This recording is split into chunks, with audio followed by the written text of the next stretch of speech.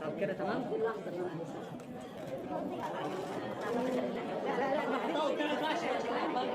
दोस्तों, आपने पुरातत्व यानी आर्कियोलॉजिकल के बारे में तो सुना होगा। एक ऐसी दुनिया जिसके बारे में जानकर हर कोई हैरान रह जाता है। बड़े बड़े आर्कियोलॉजिस्ट जब हड़प्पा सभ्यता जैसी दुनिया की खोज करते हैं तो मानव सोचने पर मजबूर हो जाता है। पुराने समय के इंसान कैसे रहा करते होंगे, उन लोगों की जिंदगी कैसी होगी, ऐसे तमाम सवालों के जवाब जानने के लिए आर्कियोलॉजिस्ट दिन रात लगे रहते हैं। और कभी कभी ऐसी डिस्कवरी हो जाती है जो आर्कियोलॉजिस्ट को भी सोचने पर मजबूर कर देती है। आज के इस वीडियो में हम आपको कुछ ऐसे आर्कियोलॉजिकल डिस्कवरीज के बारे में बताएंगे जिन्हें देखने के बाद आप भी सोचने पर मजबूर हो जाएंगे। तो बने रहिए हमारे साथ। Pot burial. पॉट बुरियल का मतलब होता है बर्तन दफनाना। इजिप्ट के अंदर आर्कियोलॉजिस्ट को कुछ ऐसा मिला जो वाकई हैरान करने वाला था। इन बर्तनों के अंदर उन्हें बहुत सारे नवजात शिशुओं के अवशेष मिले। हालांकि कुछ जगह वयस्क लोगों की हड्डियां भी मौजूद थी, मगर इनकी संख्या बहुत कम थी। दोस्तों, हम आपको बता दें, इजिप्ट के अंदर बहुत सारे ऐसे कॉफिन मिल चुके हैं जिनके अंदर मम्मी को गोल्ड के साथ रखा गया था। ऐसे में आर्कियोलॉजिस्ट दिमाग लगा रहे हैं कि बर्तनों के अंदर जिन लोगों की खोपड़ियां और हड्डियां मिली है वो लोग गरीब तबके के रहे होंगे और ये लोग कॉफिन नहीं खरीद पाए होंगे। लेकिन बाद में पता चला ऐसा कुछ भी नहीं था, बल्कि बर्तनों के अंदर दफनाना जीवन चक्र पूरा करने की एक प्रक्रिया थी। और ये लोग डेड बॉडी को बर्तन के अंदर आने से पहले उसकी खोपड़ी को भी तोड़ दिया करते थे। ठीक उसी तरह जिस तरह हिंदू परंपरा में डेड बॉडी को जलाते समय उसकी खोपड़ी में डंडा मारा जाता है ताकि खोपड़ी टूट सके। Asian soldier helmet. दोस्तों, आपने हॉलीवुड की मूवी या फिर चंद्रगुप्त मौर्य जैसे ऐतिहासिक सीरियल में इस तरह के हेलमेट को जरूर देखा होगा। कहा जाता है पुराने समय में सारे सिपाही ठीक इसी तरह का हेलमेट इस्तेमाल करते थे, लेकिन इजराइल में हाइफा हार्बर का एक ऐसा ग्रीक हेलमेट मिला है जो काफी महत्वपूर्ण माना जा रहा है। आर्कियोलॉजिस्ट का मानना है कि इस तरह के हेलमेट आज से करीब 2500 साल पहले ग्रीक सिपाहियों ने पहना होगा। इस तरह के हेलमेट को हमने फिल्मों में तो बहुत देखा है, लेकिन हकीकत में इस हेलमेट को देखना वाकई में बहुत बड़ा एक्सपीरियंस है। यह हेलमेट पूरी तरह से मेटल का बना है। Archaeology and the Olympic games. दोस्तों, जरा सोचिए, कोई देश ओलंपिक गेम्स की तैयारी कर रहा हो और इसी तैयारी के दौरान उसे अपने इतिहास से जुड़ी महत्वपूर्ण चीजें मिल जाए तो कितना मजा आएगा। दरअसल 2015 में चीन के बीजिंग शहर में ओलंपिक गेम्स होने वाले थे। अब आप तो भली भांति जानते हैं कि चीन अपनी क्रिएटिविटी के लिए पूरी दुनिया में जाना जाता है। चीन के दिमाग में आइडिया आया क्यों ना बीजिंग के आसपास किसी इलाके में एक ओलंपिक सिटी बना दी जाए ताकि ओलंपिक में आने वाले सभी दर्शक एंजॉय कर सकें। इसके बाद चीन ने एक गांव में ओलंपिक सिटी बनाने का फैसला किया। ओलंपिक सिटी बनाने से पहले वहां की गवर्नमेंट ने पूरे इलाके का अच्छी तरह से विश्लेषण किया ताकि कोई गड़बड़ ना हो। और इसी खोजबीन के दौरान आर्कियोलॉजिस्ट को वहां पर 800 साल पुराना एक पैलेस मिला। हम आपको बता दें, ये यांगजिंग नाम की राजधानी के पास मौजूद है। यांगजिंग उस समय वहां की राज्य की राजधानी हुआ करती थी, लेकिन वर्तमान में इसे हम बीजिंग के नाम से जानते हैं। इसके बाद चाइनीज गवर्नमेंट ने ओलंपिक सिटी को वहां से थोड़ा दूर बनाने का फैसला किया और इस जगह को टूरिस्ट के लिए खोल दिया। आज भी बड़े बड़े खिलाड़ी और खेल प्रेमी जब ओलंपिक सिटी को देखने आते हैं तो चीन के इस कल्चरल प्लेस को देखना नहीं भूलते। इंग्लिश कब्रिस्तान। इंग्लैंड में हुई इस खोज के बाद पूरी दुनिया में चर्चा होने लगी। अब आप सोच रहे होंगे कि भला इस कब्रिस्तान में ऐसा क्या है। दरअसल इंग्लैंड में कुछ लोग घर बनाने के लिए खुदाई कर रहे थे, तभी उन्हें वहां पर बहुत सारे नर कंकाल मिले जो अलग अलग सदी के लोगों के थे। इसके बाद इसकी सूचना आर्कियोलॉजिस्ट को दी गई और टिम एलन अपनी टीम लेकर वहां जांच पड़ताल करने पहुंच गए। टिम एलन का कहना था कि ये नर कंकाल उन्हीं लोगों के हैं जो सबसे पहले इंग्लिश बोला करते थे। मतलब हम कह सकते हैं कि इंग्लिश बोलने की शुरुआत इन्हीं लोगों ने की होगी, मगर इनकी इंग्लिश आज की इंग्लिश से बहुत अलग थी।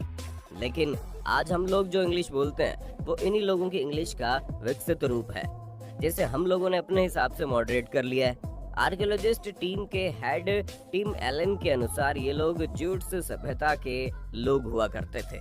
दोस्तों, आपको क्या लगता है, क्या सच में जूट सभ्यता के लोग दुनिया में सबसे पहले इंग्लिश बोला करते थे? अपने विचार कमेंट बॉक्स में जरूर बताइए। Egypt old garden. दोस्तों, आप लोग भली भांति जानते हैं कि इजिप्ट में खुदाई के दौरान अलग अलग तरह की ममीज मिली है, जिनके बारे में हम पहले भी वीडियो बना चुके हैं। लेकिन आपको ये जानकर हैरानी होगी कि इजिप्ट के पास एक पुराना गार्डन भी मिला है इससे साफ जाहिर है कि उस जमाने में लोग पेड़ पौधे लगाया करते थे और उन्हें गार्डनिंग का काफी शौक था। आज के जमाने में हर कोई अपने घर के आसपास एक बगीचा जरूर बनाते हैं, लेकिन इजिप्ट में ओल्ड गार्डन का मिलना वाकई में हैरानी वाली बात है। आर्कियोलॉजिस्ट गार्डन को 4000 साल पुराना बता रहे हैं। इतना ही नहीं, आर्कियोलॉजिस्ट को इजिप्ट की राजधानी के पास जो गार्डन मिला है उसमें खजूर के अवशेष भी मिले। इससे साफ जाहिर होता है कि आज से 4000 साल पहले भी लोग ड्राई फ्रूट खाना पसंद करते थे। Iron age teenager. दोस्तों, हम लोग जब भी किसी यंग एज के लड़के और लड़की की डेड बॉडी को एक साथ देखते हैं तो सभी लोग यही अंदाजा लगाते हैं शायद दोनों लवर होंगे और एक साथ मर गए। ठीक इसी तरह आर्कियोलॉजिस्ट ने कजाकिस्तान में आयरन एज के 2 लड़की और लड़के के कंकाल को खोज निकाला। इन दोनों की डेड बॉडी को एक साथ अगल बगल में दफनाया गया था। आर्कियोलॉजिस्ट का मानना है कि आज से करीब 27 साल पहले इन दोनों की मौत हुई होगी और ये दोनों साका नाम के एक समूह के सदस्य रहे होंगे। साका समूह के लोग ईरानियन भाषा बोला करते थे और इनका संबंध मध्य एशिया और रशिया से हुआ करता था। इन लोगों ने तकरीबन 600 साल तक इस एरिया में अपना कब्जा जमा कर रखा, लेकिन उसके बाद ये लोग विलुप्त हो गए। उस लड़की के कंकाल की छानबीन करने के बाद आर्कियोलॉजिस्ट ने बताया जब इस लड़की की मौत हुई होगी तो उसकी उम्र करीब 16 साल की रही होगी, लेकिन इस लड़की की कब्र को लुटेरों ने लूट लिया, इसलिए वहाँ ज्यादा कुछ नहीं मिला। वहीं दूसरी तरफ उस यंग लड़के ने अपने गले में सोने के आभूषण पहन रखे थे। दरअसल माना जाता है कि साका समूह के लोग सोने के आभूषण पहनते थे और जब भी ये लोग घर से बाहर निकलते थे तो इनके पास हमेशा तलवार और तीर रहा करते थे। उस लड़के के कंकाल के पास भी एक सोने की तलवार और एक सोने का तरकश मिला है। इतना ही नहीं, उस तरकश में तांबे के बने कुछ तीर भी थे। दोस्तों, इतना सुनकर आप समझ गए होंगे कि उस समय लोगों के पास कितना सोना हुआ करता था। उस लड़के और लड़की के कंकाल ने काफी क्वालिटी वाले कपड़े भी पहने हुए थे और इसी बात से आर्कियोलॉजिस्ट अंदाजा लगाते हैं कि दोनों समाज के ऊंचे वर्ग के सदस्य रहे होंगे, लेकिन आर्कियोलॉजिस्ट इस बात का पता आज तक नहीं लगा पाए कि इन दोनों के बीच क्या संबंध थे। दोस्तों, हम आपको बता दें कि साका प्रजाति ने लिखित में कुछ भी नहीं छोड़ा है, इसलिए इनके बारे में कुछ भी जान पाना बहुत मुश्किल है। Roman trading town. दोस्तों, जरा सोचिए, अगर किसी शहर के अंदर मेट्रो स्टेशन बनाने के लिए काम चल रहा हो तभी वहाँ पर एक ऐसी सभ्यता मिल जाए जिसमें उस जमाने की फैक्ट्रियाँ, कुएं, पुराने जमाने के घर और सोने चांदी के सिक्के भी मौजूद हों तो कितना रोमांचकारी माहौल होगा ना। दरअसल इंग्लैंड के एक इलाके में HS2 रेलवे कंस्ट्रक्शन का काम बड़ी तेजी से किया जा रहा था, तभी वहाँ पर बहुत सारी आर्कियोलॉजिस्ट चीजें मिल गई। हम आपको बता दें 2018 से यहाँ पर लगभग 100 से ज्यादा आर्कियोलॉजिस्ट साइट की डिस्कवरी हुई है। आर्कियोलॉजिस्ट बता रहे हैं कि पुराने जमाने पर यहाँ पर रोमन सभ्यता का कोई छोटा सा गांव हुआ करता था, लेकिन समय के साथ धीरे धीरे ये इंडस्ट्रियल एरिया बन गया। इथोपियन मोनालिथ। दोस्तों, जब भी अनसुलझे आर्कियोलॉजिकल चीजों की बात आती है तो इथोपियन मोनालिथ की तस्वीरें हमारे सामने आ जाती हैं। दरअसल वाशिंगटन स्टेट के रिसर्चर ने एक नई टेक्नोलॉजी से इथोपियन मोनालिथ के बारे में काफी रिसर्च की, तब जाकर उन्हें पता चला कि ये मोनालिथ 1000 नहीं बल्कि 2000 साल पुराने हैं।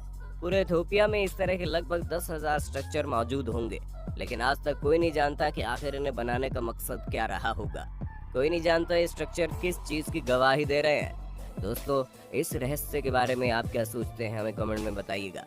दोस्तों, इंसानों का इतिहास हमेशा से हैरान करने वाला रहा है। हालांकि आज के समय में हम लोग अपने अतीत के बारे में बहुत कुछ जानने का दावा करते हैं, लेकिन इसके बावजूद हम लोग कुछ नहीं जानते। इजिप्ट की मम्मी हो या फिर पिरामिड का रहस्य, कोई नहीं जानता आखिर पिरामिड को कैसे बनाया गया होगा। इन रहस्यमय पिरामिड को बनाने में जिन बड़े बड़े पत्थरों का इस्तेमाल किया गया है, आज के समय में हमारे पास ऐसी कोई मशीन मौजूद नहीं है जो इतने भारी पत्थरों को उठा सके, तो फिर उस जमाने में उन लोगों ने इन पत्थरों को आखिर इतनी ऊंचाई तक कैसे उठाया होगा। खैर, ये सवाल हमेशा इंसान को सोचने पर मजबूर करता रहेगा। दोस्तों, आज की वीडियो में बस इतना ही। हमें उम्मीद है आज की वीडियो देखने के बाद आपने बहुत कुछ सीखा होगा, बहुत कुछ जाना होगा और आपके दिमाग में बहुत कुछ चल रहा होगा। इसलिए वीडियो को लाइक और अपने दोस्तों में शेयर जरूर करना। मिलते हैं अगले वीडियो में।